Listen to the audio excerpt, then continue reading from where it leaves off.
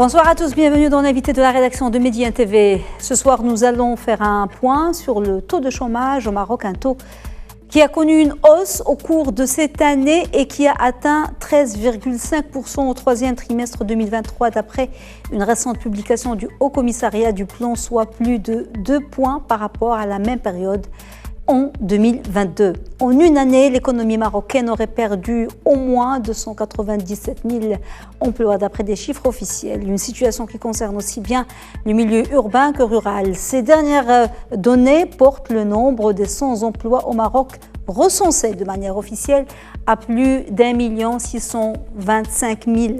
Avec notre invité de ce soir, Youssef Garaoui Filali, président du Centre marocain pour la gouvernance et le management, nous allons essayer de décrypter cette situation et comprendre les causes de cette hausse et son impact sur l'économie nationale et aussi essayer d'évoquer les leviers pour la création de nouveaux emplois. Monsieur Garaoui Filali, bonsoir, merci beaucoup d'avoir accepté notre invitation. Bonsoir, madame, merci pour l'invitation. D'abord, qu'est-ce qui justifie, à votre avis, cette hausse du taux de chômage au Maroc? Parce que c'est 13,5%, c'est quand même un taux record qu'on n'avait pas atteint depuis plusieurs années. Effectivement, tout à fait. Donc on est sur une hausse de 2 points. Si on compare le troisième trimestre 2022 au troisième trimestre actuel de l'année 2023, et ça prouve qu'on est toujours en situation de stagflation, où il y a toujours une hausse continue des prix, on est sur une inflation et qu'on est sur un ralentissement de la croissance qui ne permet pas, bien évidemment, de créer des postes d'emploi et de pousser les entreprises à recruter beaucoup plus. Ne serait-ce que pour vous donner quelques chiffres, aujourd'hui, si on prend par exemple le secteur de l'industrie, on a environ 138 zones industrielles, 12 zones, c'est des zones d'accélération industrielle. En plus, on a environ plus de 12 000 entreprises qui sont dans le secteur de l'industrie. Le chiffre d'affaires, voire la valeur ajoutée par l'industrie, elle représente 800 milliards de dirhams. Donc c'est des chiffres très importants, mais on est sur une maturité économique qui ne permet pas de créer de nouveaux postes d'emploi et qu'on est sur une stabilisation des postes, que ce soit dans l'activité de l'industrie ou dans les activités de service. Alors, quand il s'agit de l'agriculture, c'est encore pire parce qu'il y a une destruction de postes énorme qui est constatée sur cette campagne agricole parce que malheureusement, il n'y a pas de précipitation. Donc, on est sur un dérèglement climatique, malheureusement, qui est devenu constant durant ces 2 dernières années. Et la destruction des postes en termes d'agriculture, elle est très importante. Et on sait que la croissance au Maroc, elle est portée essentiellement par le PIB agricole. Donc, quand on ne crée pas des postes au niveau de l'agriculture, ça se répercute sur la création de postes de manière générale. Oui. Justement, concernant, vous avez parlé, Garaoui Filali, de la croissance et de la création de postes, parce qu'avant, on se basait justement sur la croissance pour les prévisions de création de postes. Absolument. Mais apparemment, c'est un schéma qui ne fonctionne plus. Tout à fait. Qu'est-ce qu'on pourrait proposer ou avec quoi on pourrait remplacer ce paramètre qui nous donnait une idée sur la création d'emplois? Absolument, madame. Depuis des années, tous les gouvernements qui se sont succédés au pouvoir créent des postes d'emploi en se basant sur le taux de croissance. On cherche à faire 1% de taux de croissance pour créer environ 25 000 postes d'emploi. Et j'ai vu que le gouvernement actuel, au niveau du projet de loi de finances 2024, il prévoyait la création environ de 50 000 postes d'emploi. Mais c'est des postes d'emploi qui restent liés à l'agriculture et à la croissance économique. Et donc, dans ces aléas climatiques et vu tout ce qui se passe au niveau régional, au niveau mondial, il y a beaucoup d'incertitudes sur le plan économique, que même la croissance industrielle, on ne peut pas la garantir, sachant qu'aujourd'hui, sur le deuxième trimestre 2023, 1,8% de croissance dans l'industrie, dans le PIB non agricole. Ça reste peu, on ne peut plus se baser que sur ça, donc il faut aller vers des créations de postes où il y a beaucoup plus de l'innovation.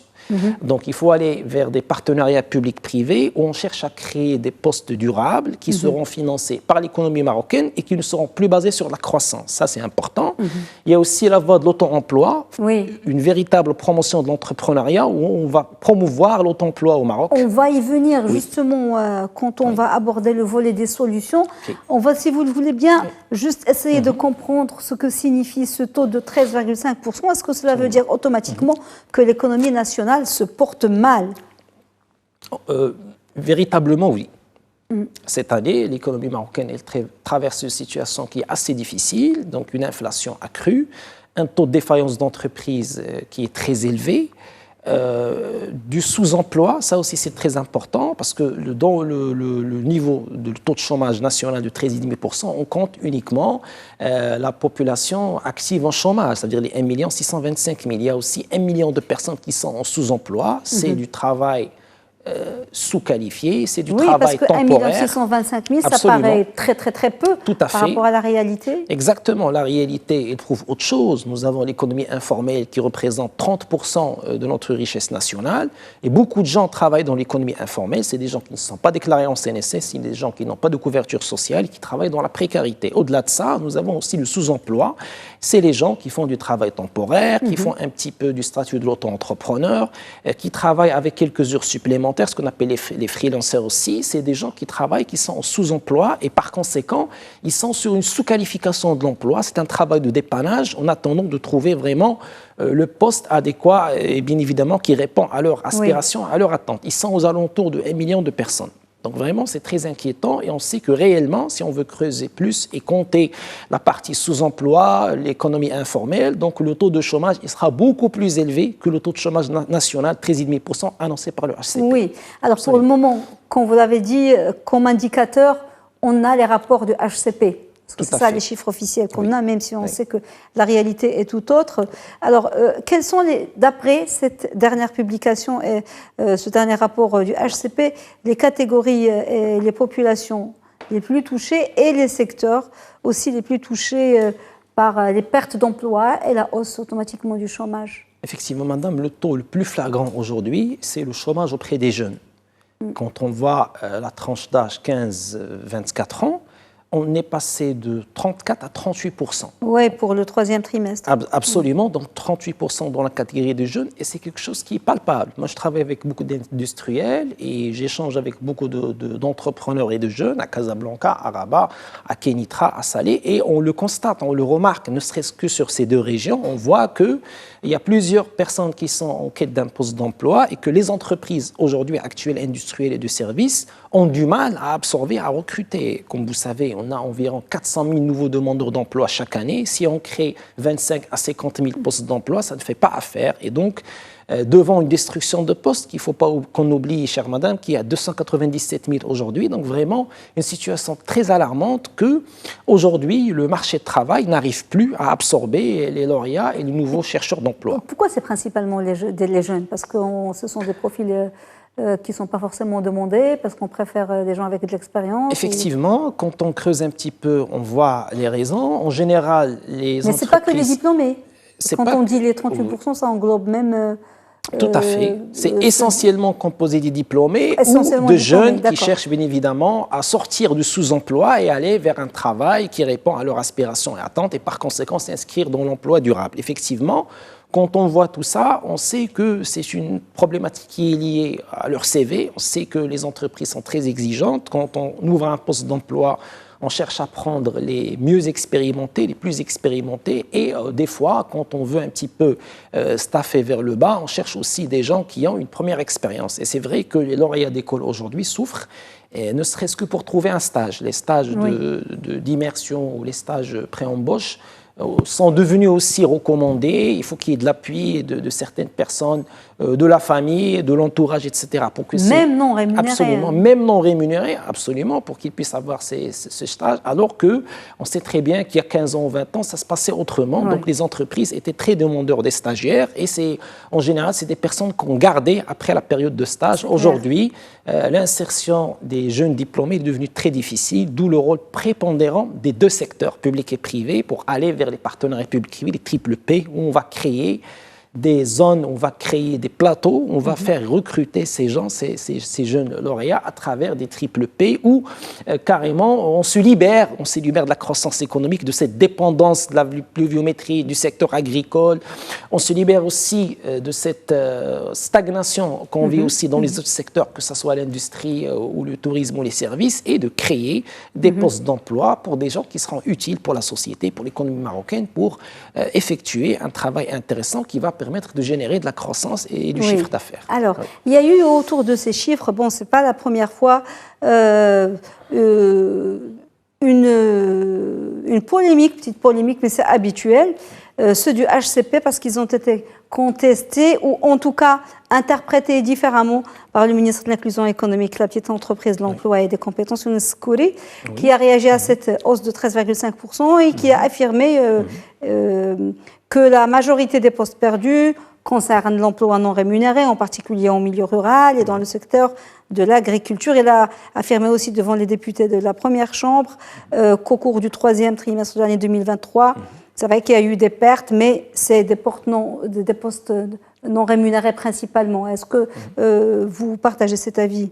Bon, pour moi, cette lecture n'est pas objective parce que la destruction de postes, elle est là et ça confirme que l'économie marocaine est là une dépendance directe du secteur agricole. Oui, donc, parce qu'il a parlé du changement climatique. Tout à fait, parce que la destruction de l'économie, il est lié à une structure de l'économie où il n'y a pas d'innovation gouvernementale. Donc on est là, on observe, on compte toujours sur les 75 millions de quintaux pour faire une bonne campagne agricole et pour faire de la croissance agricole, pour pouvoir bien évidemment stabiliser les postes d'emploi pour ne pas les perdre. Et donc ça confirme que le gouvernement il n'a pas d'action concrète pour la promotion de l'emploi au Maroc, ni à travers le ministère de tutelle, ni à travers des actions normalement qui devaient être coordonnées dans le temps et dans l'espace avec les coopératives professionnelles, avec la CGEM, avec le secteur privé pour la création de l'emploi et aller vers l'industrialisation de l'agriculture. Parce qu'on ne peut pas continuer comme ça. Si notre agriculture était industrialisée avec des méthodes très poussées d'irrigation, avec des méthodes de production pour créer des produits autour de l'industrie agroalimentaire, ça aurait été différent. Au contraire, on allait stabiliser les postes actuels au niveau de l'agriculture et créer de nouveaux postes durables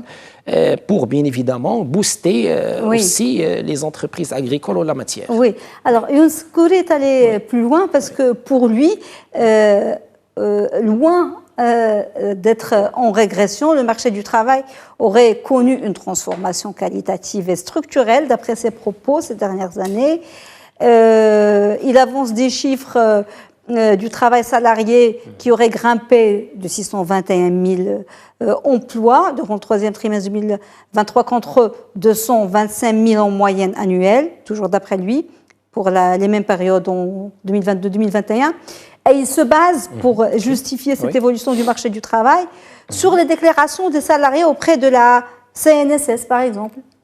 La déclaration auprès de la CNSS n'est pas vraiment un indicateur très significatif parce qu'on peut déclarer des gens et après 3-4 mois, l'entreprise elle tombe en défaillance et les gens perdront bien évidemment le reste des cotisations qui devront suivre. Donc ce n'est pas vraiment un indicateur très alarmant parce qu'il faut calculer le solde. Les gens qui sont déclarés à l'entrée puis à la sortie et voir la pérennité en termes de postes. Ne serait-ce que pour vous donner quelques chiffres, si vous voulez. Aujourd'hui, le Maroc se réjouit de l'industrie automobile, certes, mais s'agissant des salaires, à titre d'exemple, au niveau du secteur d'automobile, le salaire moyen mensuel est aux alentours de 4 000 dirhams. Pour tout ce qui est aéronautique, le salaire moyen, il est aux alentours de 6 000 dirhams. Et ça prouve qu'en général, on se tape vers le bas et que le recrutement, il cible la classe ouvrière. Donc, pour le recrutement des cadres et des cadres supérieurs, donc on n'y est pas. Et aujourd'hui, si on a un taux de chômage qui est très élevé, c'est qu'il y a une problématique d'insertion des cadres, c'est-à-dire les lauréats, les diplômés d'école qui sortent des écoles et des universités publiques ou privées. C'est ça la véritable problématique de l'emploi ici au Maroc. Et à date d'aujourd'hui, le ministère de tutelle ou le gouvernement n'a pas mis en place ou entrepris des actions concrètes pour l'insertion de ces cadres dans le marché du travail. Parce qu'il y a quelques années, il y a une quinzaine d'années, les ingénieurs d'écoles comme l'école Mohammedia ou l'école Hassania ou même toutes les écoles d'ingénieurs qu'il y a aujourd'hui un peu partout au Maroc, ils ne chômaient pas. C'était des profils très demandés et qui avaient souvent même l'embarras du choix. Ce n'est plus le cas aujourd'hui. Aujourd'hui, la donne est renversée. On observe aussi le phénomène du fuite des cerveaux. Moi, j'avais des étudiants qui étaient ingénieurs d'école et qui ont quitté le Maroc. Ils partent des fois pour faire des certificats ou pour faire des MBA spécialisés à l'étranger. Ils ne reviennent plus. Donc, ils sont recrutés par des entreprises étrangères, en Europe, en Asie. Ils préfèrent rester là-bas pendant un moment pour avoir plus d'expérience et être plus à l'aise économiquement parlant, revenir peut-être au Maroc après 7 ou 8 ans. Donc, ça prouve que l'insertion directe au Maroc n'y est plus. Au moment où, chère madame, comme vous venez de dire, moi je me rappelle très bien, à un certain moment, il y a des ingénieurs qui étaient pris en période de stage fin d'études. C'est clair. Il soutenait et dans les écoles même, il savait déjà là où il allait commencer. Donc tout a changé aujourd'hui et ça prouve qu'on est sur une stagflation, on est sur une décroissance économique et qu'on est sur une destruction de postes qui est avérée, non seulement dans le secteur agricole, mais aussi dans les autres secteurs, que ce soit l'industrie ou les services. Oui, vous avez parlé de ton emploi, on parle beaucoup d'entrepreneuriat, mais le problème c'est qu'on n'est même pas d'accord au Maroc sur la notion d'entreprise, de TPE, de TPME, parce que c'est le gros du tissu de l'entreprise, c'est 94 ou 95% de TPE, de TPME qui sont marginalisés, qui ne sont pas favorisés, que ce soit sur le plan fiscal, que ce soit par rapport aux grosses entreprises qui constituent une minorité. Peut-on malgré tout ça compter sur l'auto-entrepreneuriat pour réduire le chômage ? Dans l'état actuel des choses, est-ce que vous y croyez vraiment ? C'est vrai qu'on espérait plus du statut de l'auto-entrepreneur, mais quand on voit les dernières mesures où on limite l'auto-entrepreneur à une commande avec le même client à hauteur de 80 000, pour moi, c'est un handicap à l'auto-entrepreneuriat. Au lieu de booster plus l'auto-entrepreneuriat, de lui permettre de réaliser même un chiffre d'affaires qui peut aller de 400 000 dirhams jusqu'à 1 million de dirhams de manière progressive, pour le pousser à se développer et à se transformer en une entité juridique comme une SARL, une société à responsabilité limitée. Mais quand on voit cette mesure handicapante, on sait que ça ne permet pas à l'auto-entrepreneur d'avancer et d'avoir un élan en termes d'entrepreneuriat. Ils sont beaucoup plus handicapés aujourd'hui dans le nouvelle loi de finances et le statut d'entrepreneur. Exactement. Et pas que ça, même la portée de la TPE. On ne peut pas qualifier de petite entreprise, très petite entreprise. C'est des entités qui réalisent 10 millions de dirhams de chiffre d'affaires. Au contraire, il faut aller vers des mesures simplifiées qui touchent la très petite entreprise qui peut faire 4-5 millions de dirhams de chiffre d'affaires par an. Elle doit bénéficier d'exonération en termes de TVA, en termes d'IS, d'allègement fiscal, et il faut qu'il y ait des mécanismes souples qui vont lui permettre d'accéder à quelques commandes publiques.